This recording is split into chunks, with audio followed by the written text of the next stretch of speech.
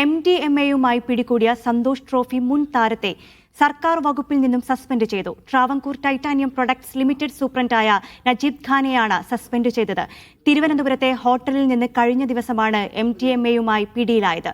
Sijo V John കൂടുതൽ വിശദാംശങ്ങൾ നൽകാനുണ്ട്. സിജോ, എന്തായാലും ലഹരി കേസ് വലിയ വിനയായി അല്ലേ?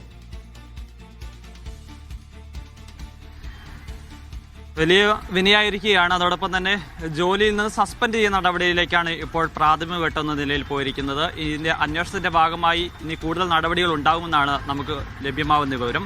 കഴിഞ്ഞ ദിവസമാണ് തിരുവനന്തപുരത്തെ ഒരു ഹോട്ടലിൽ നിന്ന് 4 ഗ്രാം MDMAയുമായി നജീബ് ഖാനെ പിടികൂടുന്നത്. ട്രാവൻകൂർ ടൈറ്റാനിയം പ്രൊഡക്ട്സ് ലിമിറ്റഡിലെ സൂപ്രണ്ടായിരുന്നു നജീബ് ഖാൻ. അതുമാത്രമല്ല, അദ്ദേഹം മുൻ ഫുട്ബോൾ പ്ലെയറും കൂടിയാണ്. സന്തോഷ് ട്രോഫി മത്സരങ്ങളിൽ പങ്കെടുത്തിട്ടുള്ള ഒരാൾ കൂടിയാണ്. അത്തരത്തിലുള്ള ഒരു കായിക താരം കൂടിയാണ് ഇത്തരത്തിലൊരു കേസുകളിലേക്ക് വരുന്നത് എന്നുള്ളതാണ്. അതുകൊണ്ട് ഒരു പ്രാഥമികമായ പരിശോധനകൾ നടത്തിയതിന് ശേഷമാണ് ഇപ്പോൾ സസ്പെൻഷൻ നടപടികളിലേക്ക് പോകുന്നത്. നജീബ് ഖാൻ ഇത്തരത്തിലൊരു പദവിയിൽ തുടരുന്നത് ആ സ്ഥാപനത്തിന് അവമതിപ്പ് ഉണ്ടാക്കും. അത് തുടർന്ന് ശരിയല്ല എന്നുള്ള കണ്ടെത്തലിന്റെ അടിസ്ഥാനത്തിലാണ് ഇപ്പോൾ സസ്പെൻഷൻ നടപടി സ്വീകരിച്ചിരിക്കുന്നത്.